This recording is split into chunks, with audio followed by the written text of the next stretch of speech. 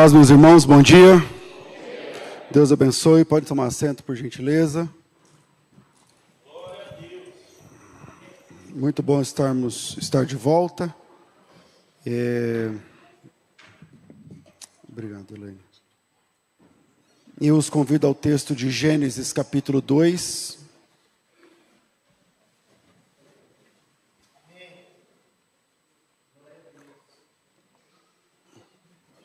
Gênesis, capítulo 2. E leremos os versículos 23 a 25.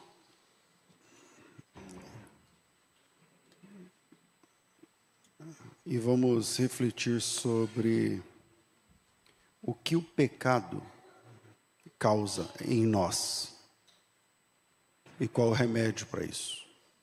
Gênesis capítulo 2, versículo 23, eu leio na versão atualizada da Bíblia.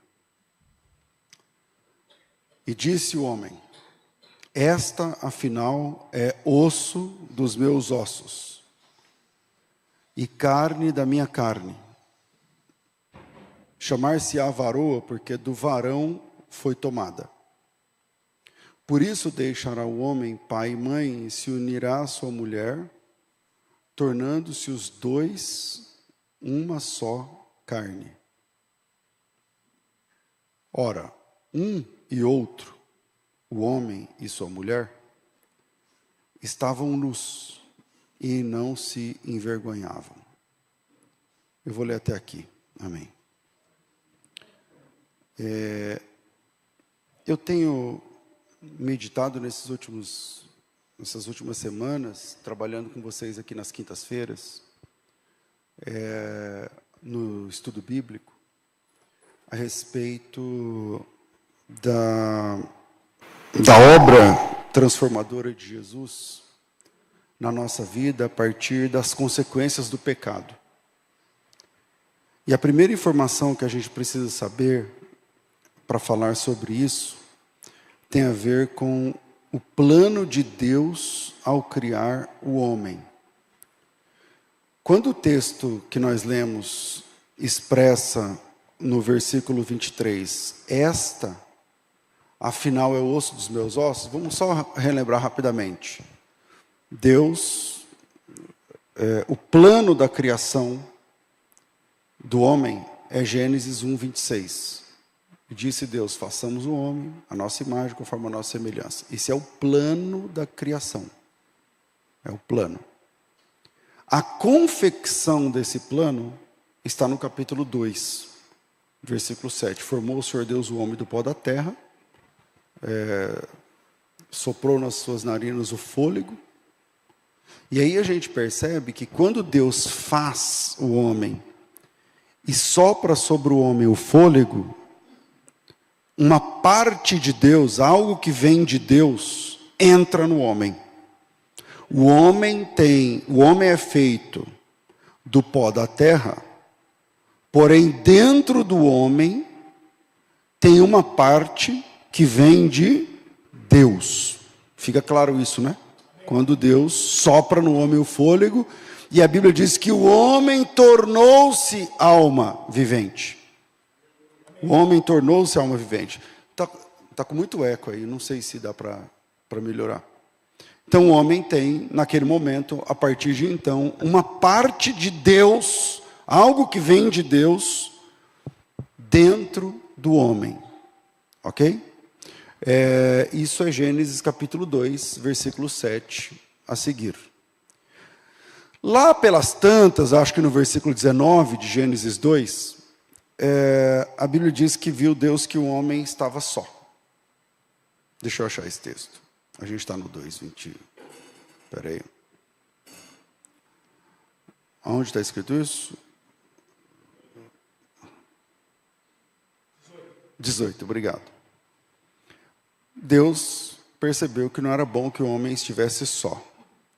E o homem, ele tinha um trabalho que Deus deu ao homem, que era dominar sobre todos os animais, dar nome aos animais. Vocês conhecem o texto. E o homem, com esse trabalho, ele se tornou um exímio conhecedor da natureza. Ele se tornou um exímio conhecedor das espécies, já que dar nome não é apenas cognomizar, não é apenas Rex, esse aqui vai chamar Rex, não é isso. Mas é saber, conhecer a natureza profunda, para então denominar. Então o homem conhecia a natureza dos animais, ele sabia da vaca e do bezerro, ele sabia da cobra, ele sabia da águia, ele sabia do leão, ele sabia de tudo. E o homem tinha um problema que ele não sabia. Quem percebe é Deus. Deus diz assim: não é bom que o homem esteja só. O homem não tinha reclamado. Por que o homem não tinha reclamado? Porque não dá para você perceber o que você não conhece. Você não conhece, não dá para você saber.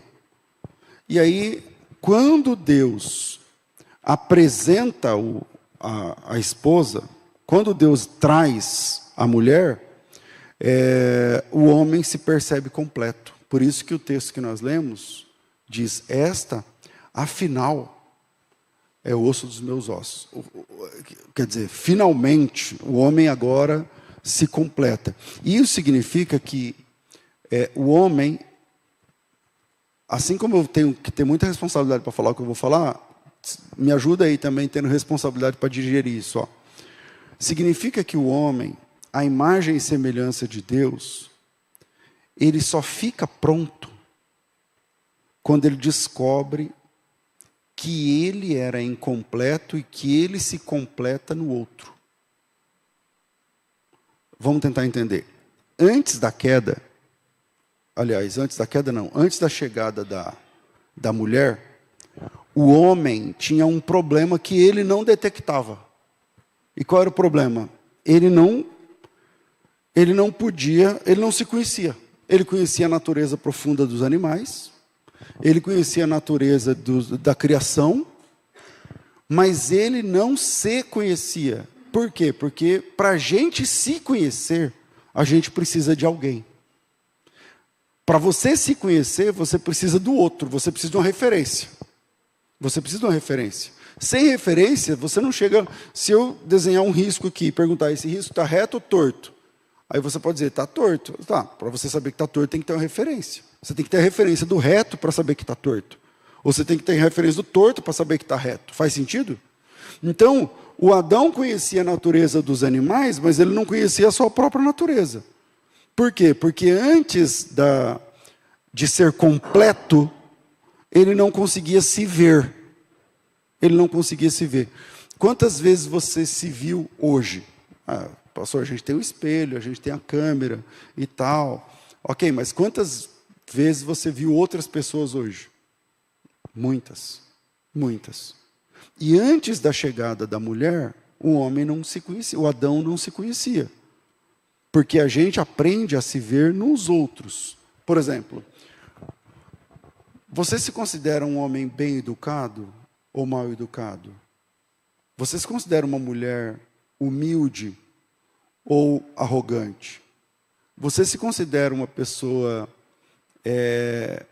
orgulhosa e prepotente ou humilde de verdade? Você se considera uma pessoa chata ou legal? Você se considera uma pessoa amorosa ou irada? Você se considera uma pessoa bem ou mal educada? Para responder essas perguntas, você precisa de referência. Você precisa de referência. Aí eu me lembro que uma vez eu estava com um grupo lá em Israel trabalhando, e tinha um pastor famosíssimo, cujo nome deixarei no anonimato. E ele estava lá com a esposa, era um projeto que estavam vários casais. Todos eram casais, né, que estavam lá. Eu acho que era algo tipo 60 casais, 120 pessoas. E esse cara super famoso, ele tratava a mulher dele como um lixo. Aí a primeira vez você fala assim: não, deve ter acontecido alguma coisa, né, e tal, não sei o quê, que está ruim, né? Aí depois, no outro dia, pior, no outro dia, pior, no outro dia, pior, no outro dia, pior. Daqui a pouco eu pensei e falei assim, esse cara é um lixo. Esse cara é um lixo.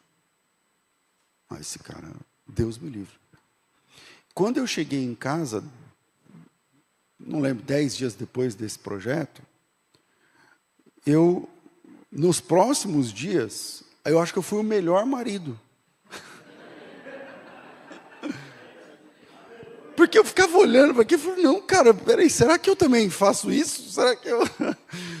Peraí, não é assim que trata. Teve um dia que a mulher dele ficou chorando, a gente foi lá e falou, não, irmão, vem cá, tal, não sei o quê. Então, para saber se nós somos bem ou mal educados, bons ou maus maridos, boas ou más esposas, a gente precisa de referência. Para saber se você é ciumento ou não, qual é o limite do ciúme no casamento? Qual o limite da ira? Qual o limite? Porque a Bíblia fala assim, irai-vos, mas não pequeis. Como é que funciona? Quem é que dá o tom? Quem é o juiz para falar assim, irou, mas está tudo certo? Ou então, não, irou, mas está errado. Qual é o tom? Qual é... Para responder tudo isso, nós precisamos de quê? Referência. Para saber se eu sou um homem de Deus ou um canalha, eu preciso de referência. Eu preciso de referência. Para saber se você é um trabalhador ou um vagabundo, preciso de referência. Para saber se você é um homem humilde ou orgulhoso, preciso de referência. O Adão não tinha referência. Isso significa que ele não se conhecia. Ele sabia como era a natureza profunda dos animais, mas ele não sabia sobre ele mesmo. Até o dia em que Deus decidiu completá-lo. Veja bem, Deus soprou no barro quantas vezes? Uma. Deus não fez da costela de Adão uma mulher, soprou na mulher. Ele soprou uma vez. E essa informação é muito importante teologicamente. Porque os dois são complementares. Porque os dois são uma unidade.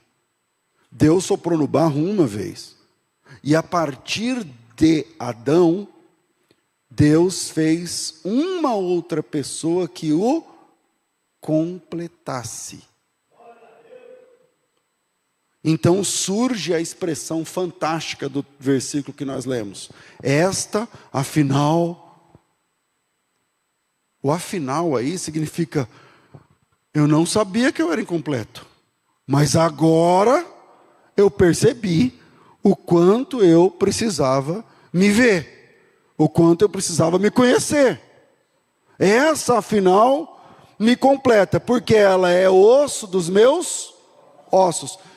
Essa expressão é muito profunda, porque o osso dos meus ossos, então sou eu. E ela é realmente osso dos ossos dele, não é? De onde ela vem?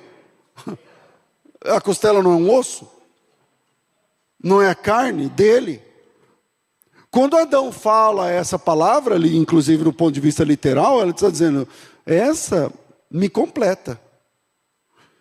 Ela e eu somos uma coisa só, porque ela é osso dos meus ossos, porque ela é carne da minha carne, e ela me ajudou a me ver. Eu consegui perceber quem eu sou nela. Eu consigo perceber os meus defeitos olhando para ela. Olhando para ela eu me corrijo. Então essa, afinal, me completa. Porque ela me mostra como eu sou, olhando para ela, eu me vejo nela. Veja, ela não sou eu. Nós somos duas criaturas distintas. Mas nós dois juntos formamos uma única unidade. É porque ela me completa. E essa é a essência básica da Trindade. A Trindade, que é a doutrina mais difícil da Bíblia, é onde um mais um é igual a 1. Mas como você faz essa conta? É o Pai, o Filho e o Espírito Santo. Quantos deuses? 1. Como assim? Pois é, eles se completam. Eles é uma comunidade de 3 pessoas. É uma unidade, porém composta. Que não vou gastar tempo aqui teologando. Agora o homem pode experimentar a unidade composta. Agora o homem pode olhar e dizer assim: 1 mais 1 é igual a 1. Porque essa que me completa, essa que me mostrou como eu sou gente. Eu aprendi a ser gente olhando nela, e aprendi a me corrigir olhando ela. Eu me vejo nela. Ela é osso dos meus ossos, ela é carne da minha carne. Não sei explicar, mas ela e eu somos uma coisa só. Mesmo sendo 2 pessoas distintas, mas nós manifestamos a unidade. Ou seja, a trindade é a possibilidade de manifestação de diversidade numérica, mas não diversidade de natureza, na unidade. Então, o ápice dessa revelação, é por isso que a gente, entendendo esse ponto, essa introdução, a gente entende a profundidade do que é ser imagem e semelhança de Deus. Porque imagem tem a ver com o que você vê, certo? Certo ou não? Imagem é uma coisa. Só pode ser imagem aquilo que você consegue ver. Se você não vê, não é uma imagem. E a proposta de Deus, eu comecei esse sermão dizendo assim, ó, a criação, a proposta da criação do homem está no capítulo 1, versículo 26. Façamos o homem à nossa imagem. Ali tem um ser criador, divino, que fala no plural. E ele fala no plural, parece que ele está falando com outra pessoa que tem a mesma capacidade dele, que eu só posso convidar você para fazer alguma coisa junto comigo se você tiver essa capacidade. Então ele diz: façamos o homem à nossa imagem, conforme a nossa semelhança. Então tem um ser que é todo poderoso, que é capaz de criar do nada, e ele está falando com alguém que é como ele. Aí está a proposta da criação. E a confecção da criação está no capítulo 2, versículo 7. Formou o Senhor Deus o homem do pó da terra. Quando ele forma o homem do pó da terra, nós temos uma imagem. Certo? Temos uma imagem. Tem um boneco feito do pó da terra. Temos uma imagem. Ele sopra nesse fôlego, nessa imagem, nessa confecção. O fôlego, agora essa imagem tem uma parte divina dentro dela. Tem algo que vem de Deus. Eu não estou dizendo que o homem é divino. Mas ele recebeu uma parte que vem de Deus dentro dele agora. Que é o Espírito. A palavra hebraica é ruach, que o pessoal fala ruach. E essa palavra, e essa questão do ruach, em hebraico, é o Espírito. Ele soprou no homem o Espírito de vida. E porque o homem recebeu o ruach, o Espírito que vem de Deus, ele se tornou uma alma vivente. Então nós temos agora uma imagem animada. Aliás, ânima é a palavra, agora é latim, né? Ânima é a palavra para alma em latim. Então nós temos um ser antes inanimado, agora animado, agora com alma. E aí, isso não significa que esse ser, agora animado, agora que recebeu um fôlego de Deus, agora uma alma, que ele é também semelhança. Porque a proposta é: façamos um homem à nossa imagem, conforme a nossa semelhança. E quando é que o homem torna-se semelhante ou semelhança de Deus? Sem confundir, não estou dizendo que o homem vira Deus. Semelhança. Em que somos semelhantes a Deus? A gente é divino? Não. A gente é incriado? Somos incriados? Não, porque Deus é incriado, não foi criado. Nós somos onipotentes? Sim ou não? Não. Nós somos onipresentes? Não. Então, no que nos assemelhamos a Deus? Imagem é o que você vê. O protótipo. E nós somos feitos à imagem do Cristo. Porque a Bíblia diz que ele é o Cordeiro desde antes da fundação do mundo. Então ele já sabia como ia ser, então por conta disso foi feita a imagem. Agora, a semelhança em que o homem se assemelha a Deus, se ele não é onipotente, se o homem não é onipresente, se o homem não é todo bondoso, se o homem não é onibenevolente, se o homem... No que a gente se assemelha a Deus? Pois é, a gente se assemelha a Deus na capacidade da unidade.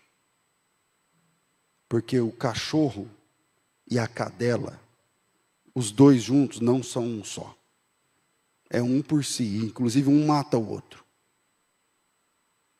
A aranha, a viúva negra, depois de acasalar, ela come o parceiro. Nós nos tornamos semelhantes a Deus, porque nós somos a única criatura de Deus que recebeu o fôlego que veio dele e que temos a capacidade de ser unidade com o outro. Nem os anjos têm essa capacidade. Como eu sei disso? Porque cada anjo é uma unidade. Deus não fez um anjo e a partir dele todos os anjos vieram. Não. Cada anjo é uma unidade. Anjo não se casa. Anjo não vira dois anjos, um. Três anjos, uma só carne. Cada anjo é uma unidade em separado. O anjo não tem essa possibilidade de ser uma comunidade, de ser todos os anjos tratados como um. Por isso que Deus vai julgar os anjos separadamente. Por isso que a morte de Cristo não é possível, não é teoricamente possível salvar anjos. Porque tem anjos bons e tem anjos maus. A morte de Cristo não salva anjos. Por quê? Porque Jesus se tornou um homem, e como o homem tem essa capacidade de ser todos um só, considerado um só, a palavra Adão em hebraico é humanidade.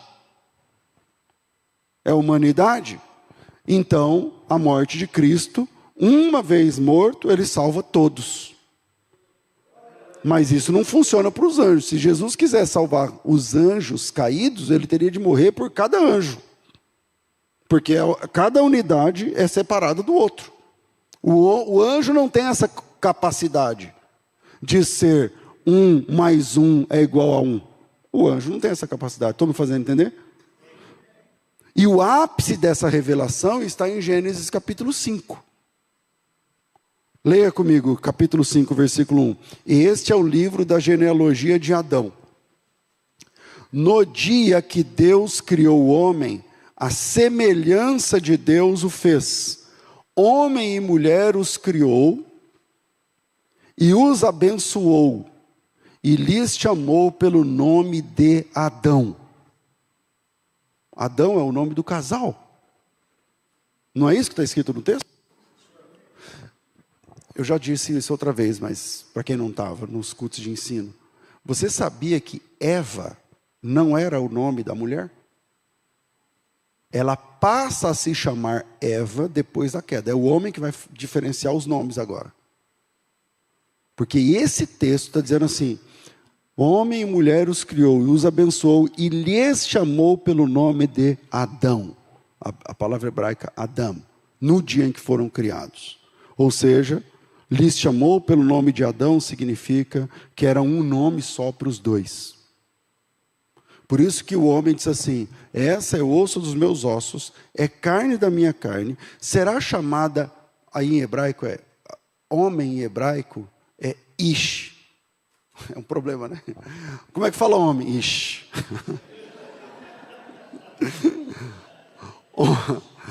É um I, um S e um H. Ish.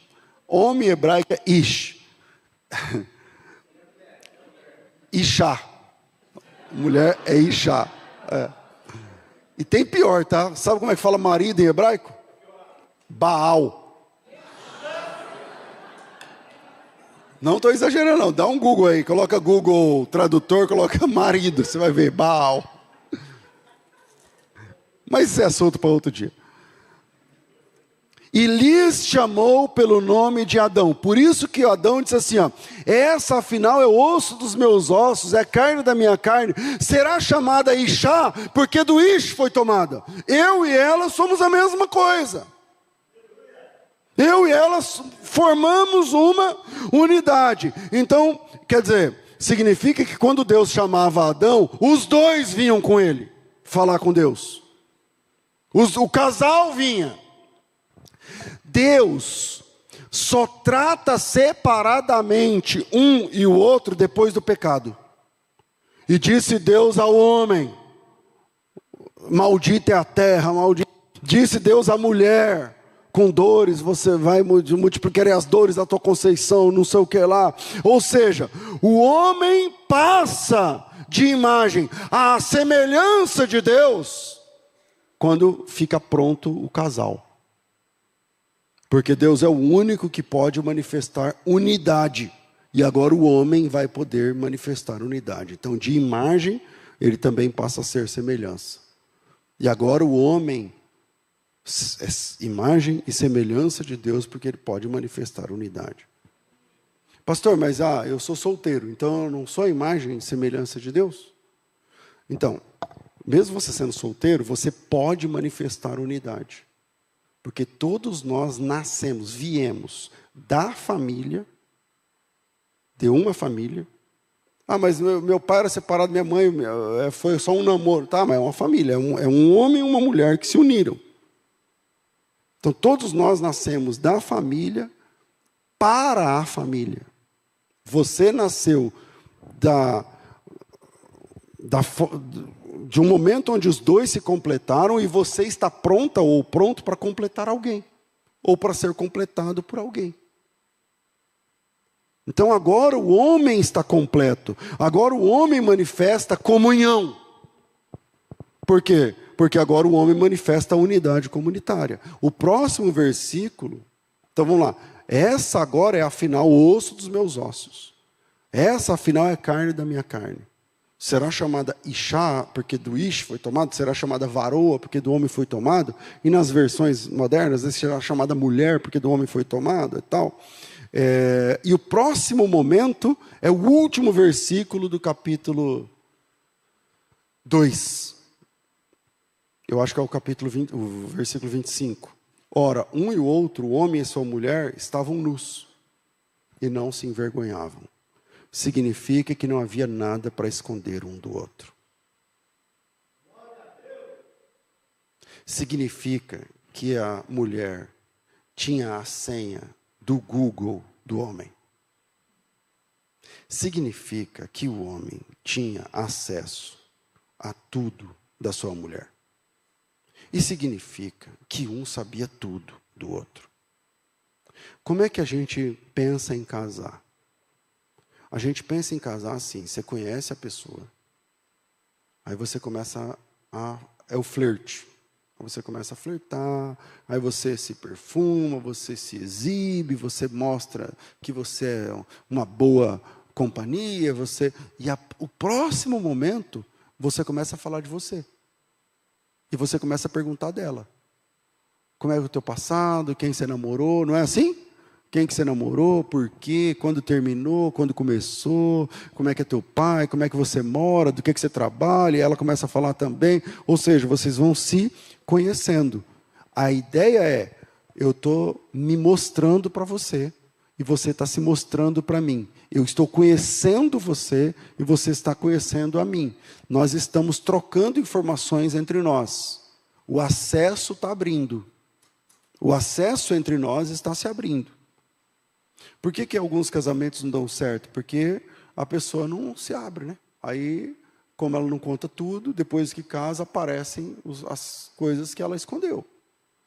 E aí a pessoa fala assim, mas você não era assim. Você não falou que era isso.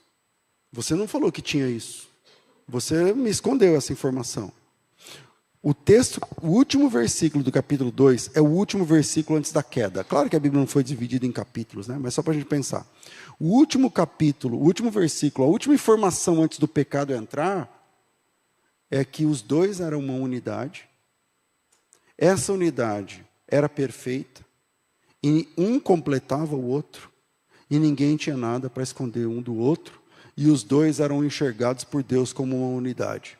E por isso o homem de imagem, eles também se transforma em semelhança de Deus. Porque Deus é o único que manifesta unidade na diversidade. Deus é uma comunidade. É o Pai, um Filho e o Espírito Santo. E esses três são um.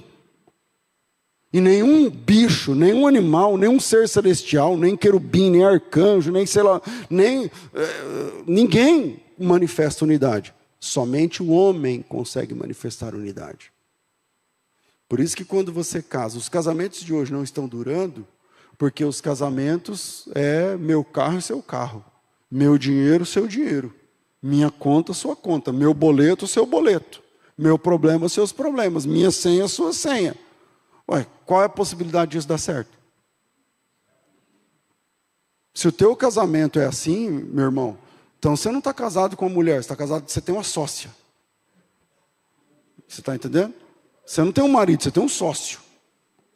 Aí sociedade dá certo, dá errado, às vezes dura muito tempo, depois acaba, às vezes dura muito tempo e vai até o fim, mas é uma sociedade. Agora, casamento é onde um é do outro. Um pertence ao outro e um não tem nada a esconder do outro, e ela sou eu, e eu sou ela. Por isso Jesus chama a igreja de noiva.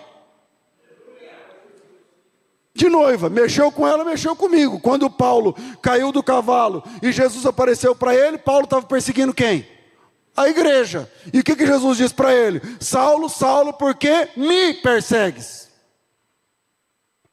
Mas Saulo não estava perseguindo Jesus, Jesus estava morto e tinha ressuscitado, mas o Paulo não acreditava nisso. Ele não estava perseguindo Jesus, ele estava perseguindo a igreja. E quando Jesus aparece, ele fala assim, então, ela é minha esposa. Nós somos um. Então você mexeu com ela, mexeu comigo. Por que você está me perseguindo? É comigo a conversa. A conversa é comigo. Mas hoje, quando não há casamento, mas há uma sociedade, meu dinheiro, seu dinheiro, meu salário, seu salário, minha bicicleta, sua bicicleta, meu problema, seu problema, aí é óbvio que as coisas não vão, um não vai se doer pelo outro. Por isso que tem maridos fracos, que a mulher que tem que resolver os problemas. A mulher que tem que resolver os problemas. O cara bate lá no carro e o marido fala, vai lá, atende lá. Fala para ele. Por quê? Porque não é um só. Tudo isso é só uma introdução, né? Então já estraguei. Significa que não havia nada para esconder um do outro, até que o pecado chega. E a última informação é, dois estavam nus. E ninguém se envergonhava. Ou seja, eu não tenho problema do que eu estou expondo de mim, e não vejo problema no que você está expondo a mim. Está tudo certo. É por inteiro. Aí entra o pecado. E como o tema é o que o pecado causou, era para ser 3 pontos.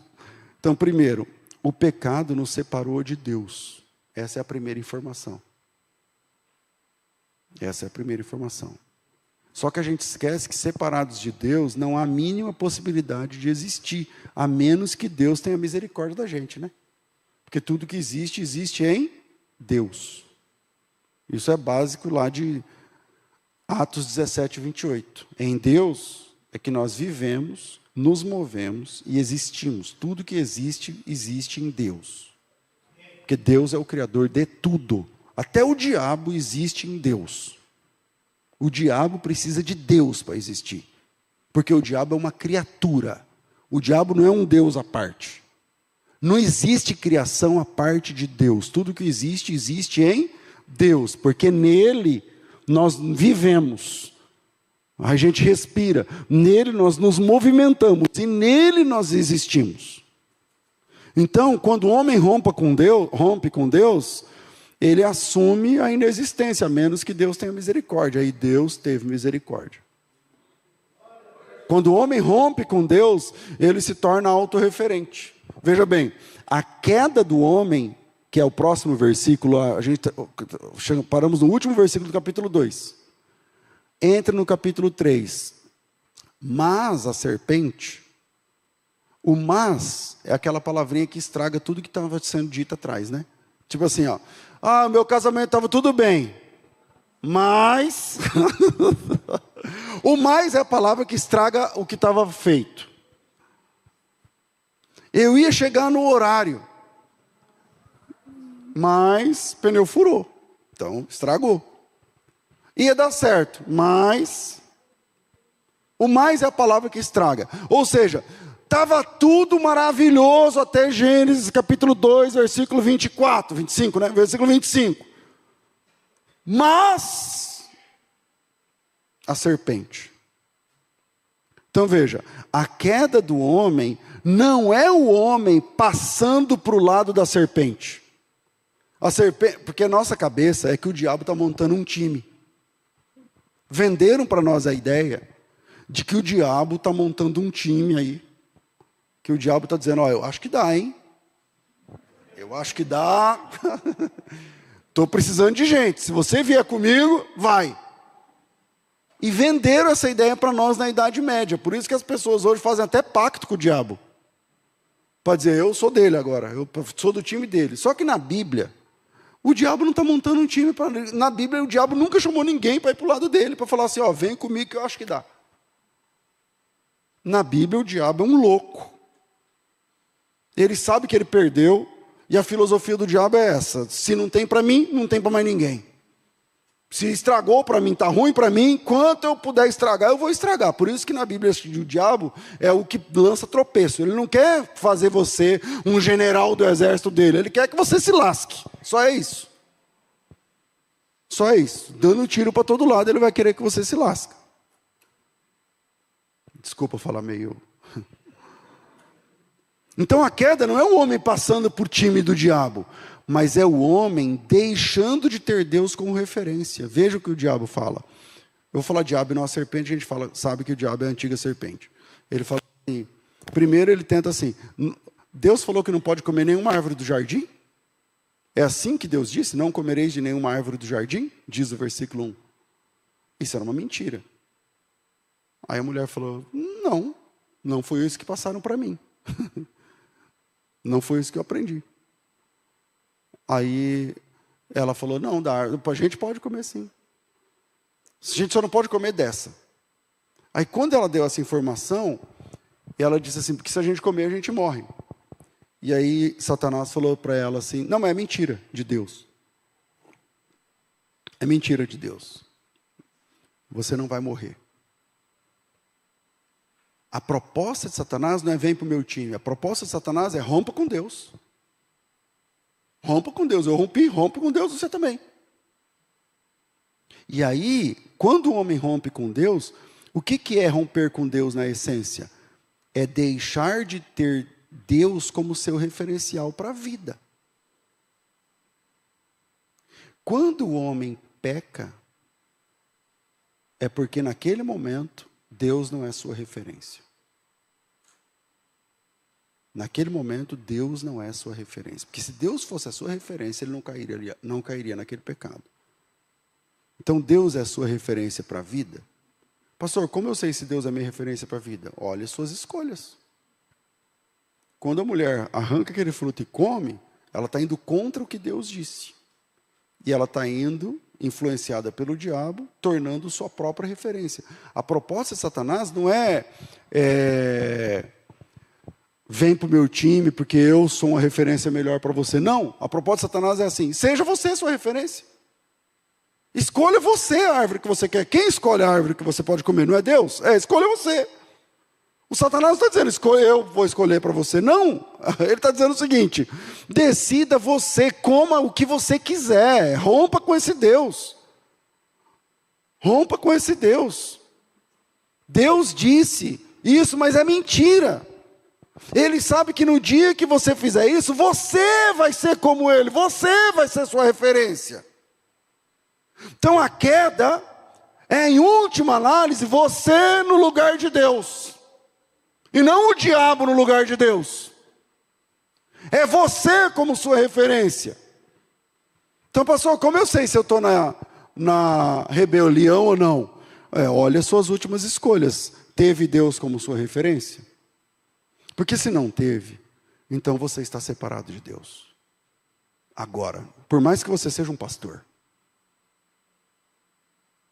se os seus movimentos não tiveram Deus como referência, se não tem, então você não está em comunhão com Deus, por mais que você seja considerado pela sua família como mulher de Deus, como homem de Deus.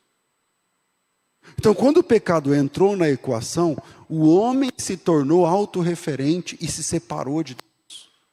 Esse é o primeiro efeito. Só que o homem, sem o sopro de Deus, é barro estático, né? O homem se torna alguma coisa quando o sopro vem. O homem sem o espírito é carne morta, né? Deus arranca a costela do Adão.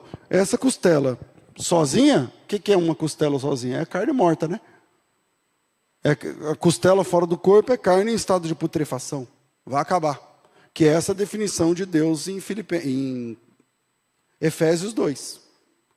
É a definição que Deus faz do homem em Efésios 2. Você sozinho é carne morta. O que diz lá em Efésios 2, versículo 1? Ele nos deu vida estando nós mortos. Ele falou, a gente era uma costela em estado de putrefação, nos quais andamos outrora, segundo o curso desse mundo, segundo o príncipe das potestades do ar, do espírito que agora opera nos filhos da desobediência, entre os quais também nós estávamos mortos, fazendo a vontade da carne, das inclinações, sendo nossas próprias referências. Esse é o ponto. Então, primeiro, efeito do pecado. O que o pecado causou na gente? O pecado nos fez romper com Deus, é o primeiro, né? O pecado nos separou de Deus. Ou seja, o homem rompeu com Deus e escolheu a independência. O homem independente de Deus só tem condição de mostrar a queda. Não temos condição de mostrar nada de bom. Rompidos com Deus, o que você vai mostrar? O que você tem para mostrar? Segundo efeito, o pecado nos deixou em estado de alienação. O pecado nos deixou em estado de alienação. Veja bem, a partir da ruptura com Deus, acontece o primeiro divórcio. A gente entende, o primeiro casamento, onde 1 mais 1 é igual a 1, quando Adão fala, essa é o osso dos meus ossos, ela sou eu. Eu me vejo nela. Ela me completa. Essa é carne da minha carne. Ela e eu somos a mesma coisa. Mas a partir do pecado há o primeiro divórcio. Porque o que antes era comunhão, agora se torna individualidade. Coloca no capítulo 3 do Gênesis, na sequência, vendo a mulher, acho que é versículo 6, vendo a mulher que a árvore era boa, agradável, para dar entendimento, não sei o que, ela tomou do seu fruto e comeu. Depois entregou para o marido, ele comeu. Pronto, aí é a queda. Aí é a ruptura. A primeira consequência é o próximo verso. E o que diz o próximo verso? Abriram-se os olhos e eles perceberam-se nus. Qual era o último versículo do capítulo 2? Os dois estavam nus e ninguém ligava. Qual é a primeira consequência da queda? É espiritual, romperam com Deus. Mas o próximo momento é que um se separa, é a individualidade. Lembra que o homem se torna semelhante a Deus na unidade? Agora entra de unidade a individualidade. O que antes era unidade, agora se torna cada um por si. E isso começa quando nós rompemos com Deus. E agora cada um por si. E Deus para todos. Porque antes um olhava para o outro e se enxergava. Agora eu olho para o outro e não consigo mais me ver. Eu consigo ver o meu inimigo no outro. Porque a escada em espiral da ruptura com Deus é assim, ó. Primeiro momento, o Adão olha para a mulher, fala, ela e eu somos uma coisa só. Ela sou eu, me vejo nela. O segundo momento é ela é próxima de mim. Dá para ter filho, vai vir o Caim, o Abel, o Sete, não sei o que lá. Ela é meu próximo. O próximo momento esse aqui é o outro. O próximo momento esse é diferente da gente, hein? Ele é outro esquema. E o último estágio, ele é meu inimigo. No momento que, eu sei que está muito teológico, mas veja, no momento em que nós vivemos agora, as pessoas se definem por times. Tipo, se você votou no Lula, então você não pode ser salvo. Você é de outro time. Você é o inimigo. Se você votou no Bolsonaro, então você é do Satanás. Não é assim que as pessoas dividem? Se você gosta de não sei o que lá, do Palmeiras, então como assim do Palmeiras? Se você é arminiano, como assim você é arminiano? Se você é tal... É assim que a gente vê. Primeiro, ele sou eu. Depois, ele é o próximo. Depois, ele é o outro. Depois, ele é o diferente. Se ele é o diferente, ele é meu inimigo. Ele é meu inimigo. Ou seja, uma alienação se instaurou entre nós. Num mundo onde cristãos evangélicos aplaudem a guerra de Israel contra não sei quem, a gente olha e fala assim, está todo mundo perdido, está todo mundo aplaudindo uma guerra. Onde um está matando o outro. E o nosso Salvador é o príncipe da paz. Eu falo assim, então peraí, o que está acontecendo? Aí pegaram um corte meu falando de alguma coisa em algum lugar que eu fui, e aí todo mundo caindo de pau, esse pastor é de direita, outro fala que eu sou de esquerda, esse é contra Israel, eu sou a favor de Israel, esse não conhece Israel, esse não sei o quê. Quer dizer, essa é a alienação causada pelo pecado, onde um não se vê mais no outro, onde um se esconde do outro.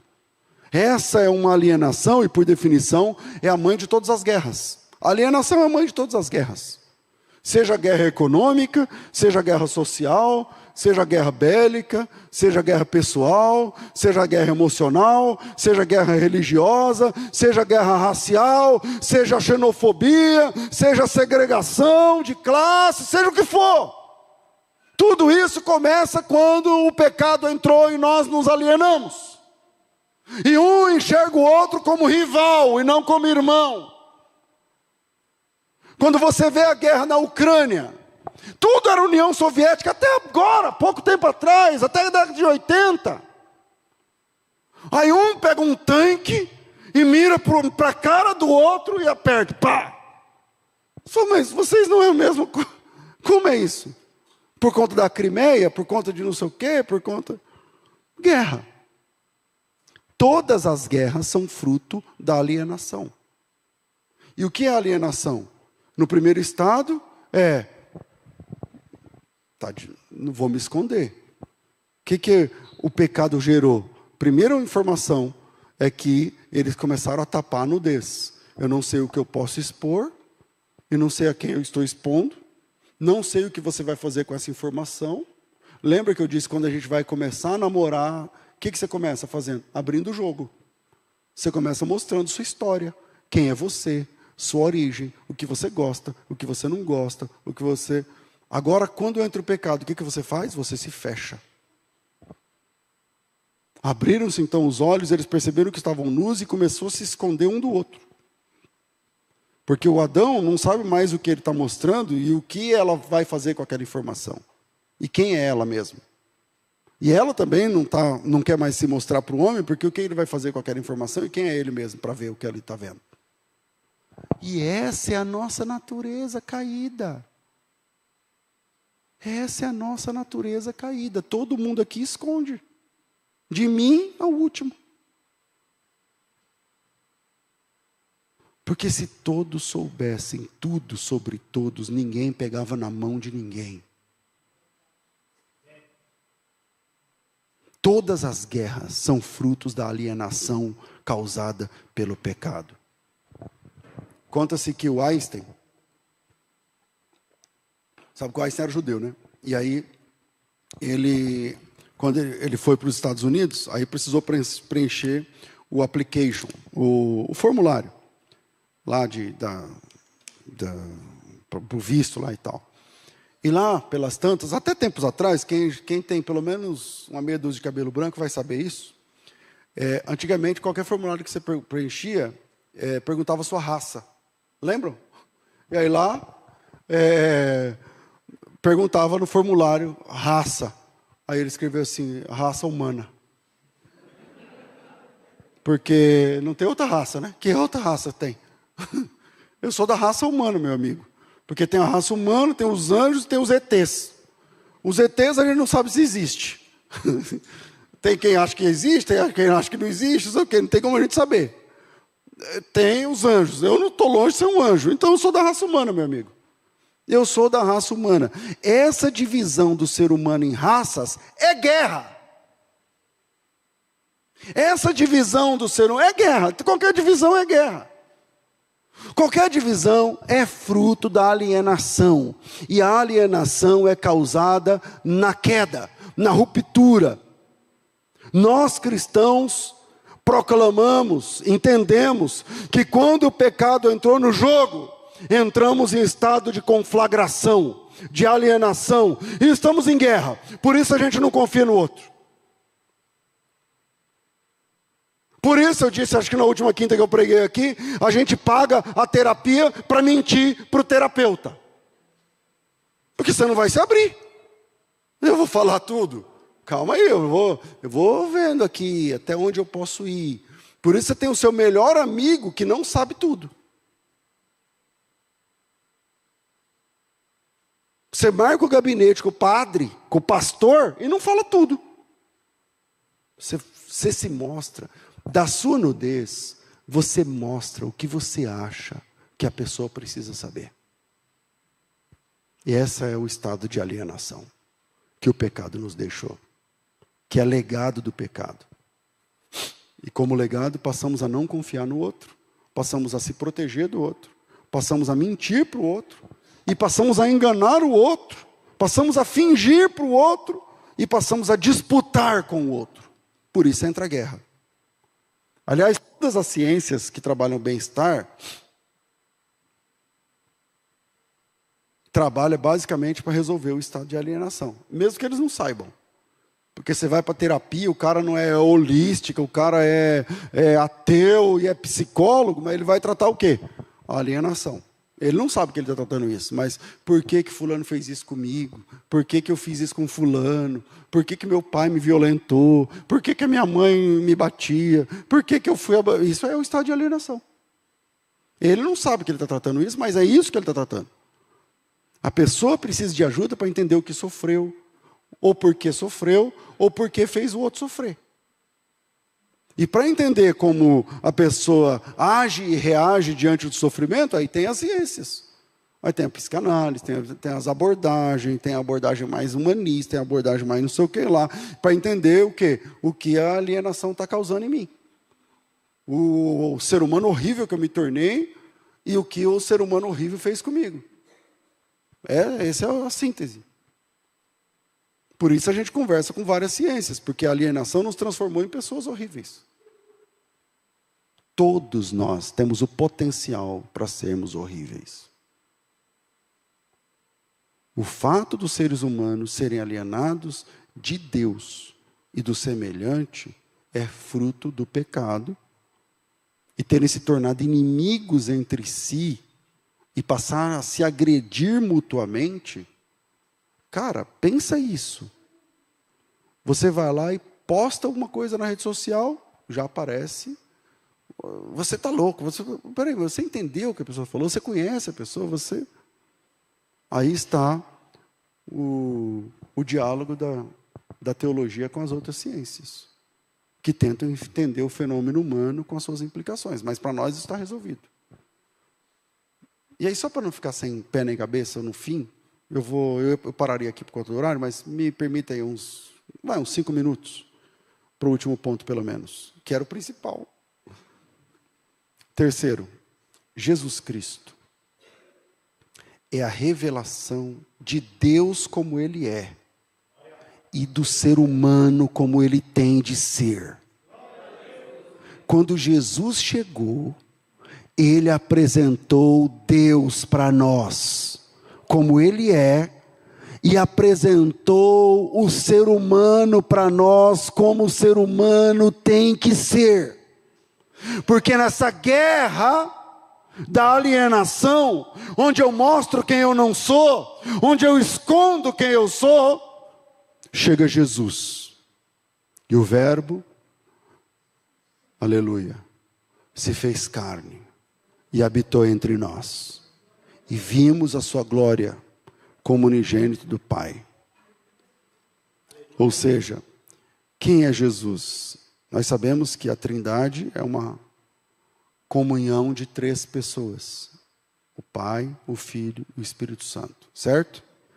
Pois é, a Trindade tem um representante legal. O representante da Trindade é Jesus Cristo. Ele é o rosto da Trindade. E essa informação está em João capítulo 1, versículo 18. Desculpa, não está aí no sermão. João 1, 18. E João 1, 18 diz assim: ninguém nunca viu Deus,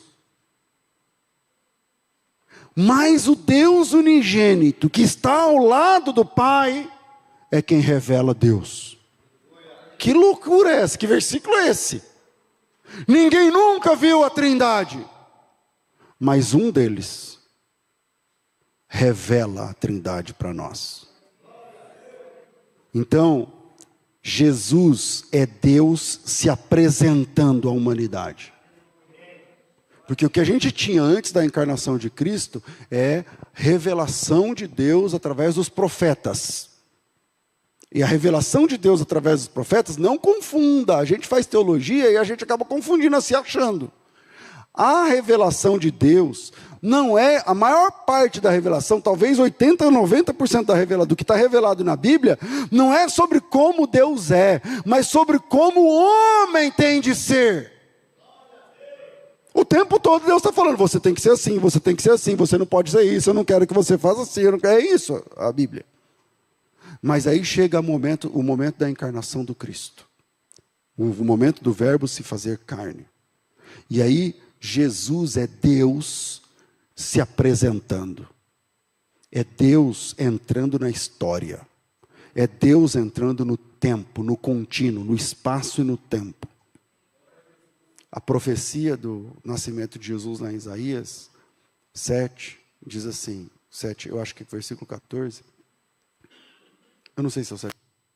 Mas que a virgem conceberia, é isso mesmo, e dará à luz um filho, e lhe chamará Emanuel. Eu sei que Emanuel virou um nome, né?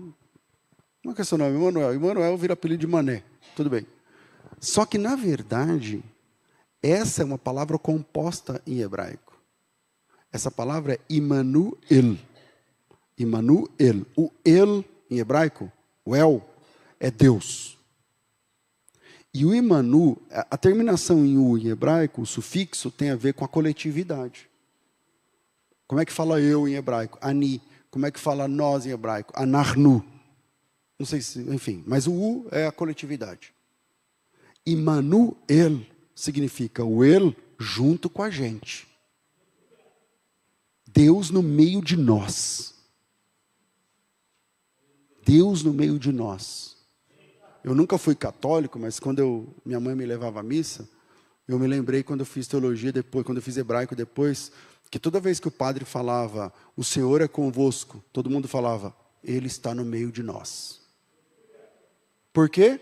Porque Deus se apresenta à humanidade a partir da encarnação de Jesus Cristo. Ele está no meio de nós. Ele é o Verbo que se encarna. Deus se apresenta à humanidade a partir da pessoa de Jesus. Hebreus capítulo 1, versículo 1.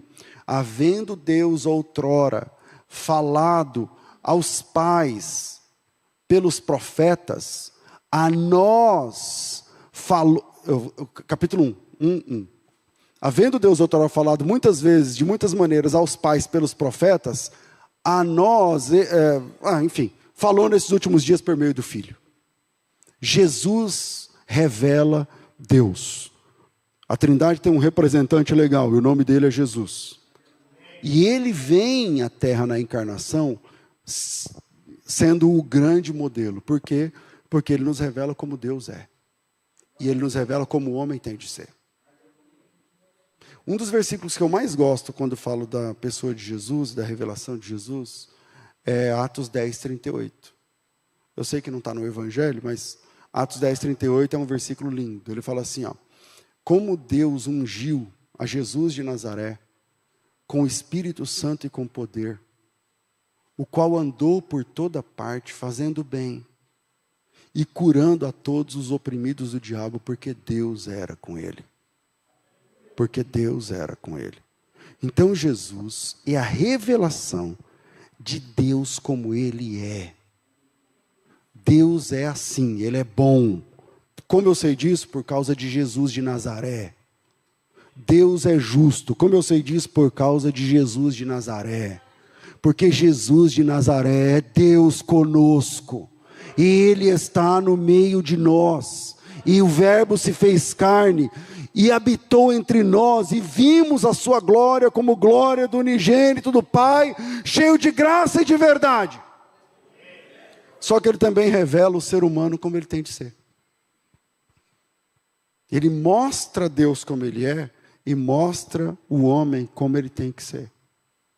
Por isso, olhando para Jesus, nós aprendemos a ser gente, do jeito que Deus quer que a gente seja. Olhando para Jesus, nós aprendemos como Deus é. Deus é bondoso, misericordioso, caridoso. E olhando para Jesus, nós aprendemos como o homem tem de ser. O nosso modelo é Jesus de Nazaré. Porque ele manifesta a possibilidade de sermos um com Deus de novo. Ele manifesta a possibilidade de perdoar de verdade. Sabe por que a gente não perdoa de verdade? Porque não temos Jesus como modelo.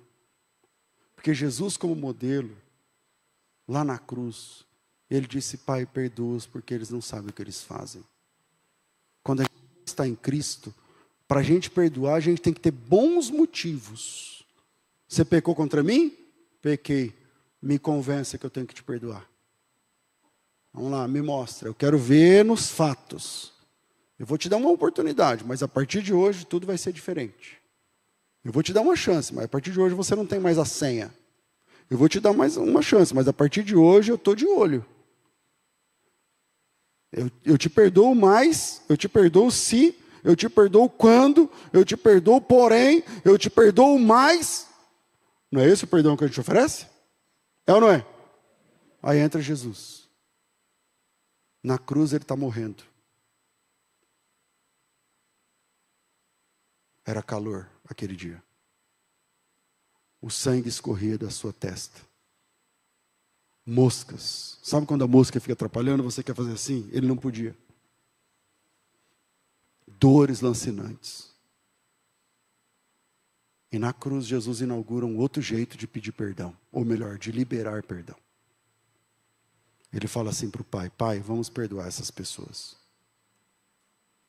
E nós não vamos perdoá-los porque eles são bons. Porque eles não são bons. Então vamos perdoá-los. Apesar. Não vamos perdoá-los porque eles estão jurando que nunca mais vão fazer. Porque eles vão fazer. Mas nós vamos perdoá-los. Nós vamos perdoá-los não porque eles estão arrependidos. Porque eles nem estão. Eles estavam xingando Jesus. Ninguém ali estava arrependido, não. Mata ele, solta Barrabás, não sei o quê. E Jesus é o modelo. Ele é o grande modelo. Ele mostra para você Deus como Ele é. E você como você deveria ser. E Ele diz, vamos perdoá-los porque eles não têm noção da bobagem que eles estão fazendo aqui. Do erro que eles estão cometendo. Você está entendendo que olhando para Jesus, a gente aprende a ser gente de outro jeito. A gente aprende a ser gente de outro jeito. A gente aprende superação. A gente aprende altruísmo, a gente aprende perdão, a gente aprende graça, a gente aprende comunhão, a gente aprende... Por quê? Eu falei 5 minutos, já deu. Porque Jesus Cristo é a revelação de Deus como Ele é. E do ser humano como tem de ser. Pastor, eu estou impactado com isso, o que eu faço? Olhe para Jesus de Nazaré. Ele é o modelo supremo. Olhe para Jesus de Nazaré. Como que eu faço para olhar para Jesus de Nazaré? Pega a sua Bíblia e leia Jesus de Nazaré. E veja quem é a pessoa de Jesus. Como ele lida com os amigos. Como ele lida com os falsos. Como ele lida com os inimigos. Como ele lida com Deus o Pai. Como ele lida com os demônios. Como ele lida com a vida. Como ele lida com o pobre. Como ele lida com o rico. Como ele lida com a dor. Como ele lida com a enfermidade. Como ele lida com a traição. Como ele lida com a decepção. Como ele lida com tudo. Porque em Jesus você tem a revelação de Deus como é, e do homem como tem de ser. Então você tem de ser um homem como Jesus, porque o nosso modelo se chama Jesus de Nazaré. Que Deus abençoe vocês em nome de Jesus.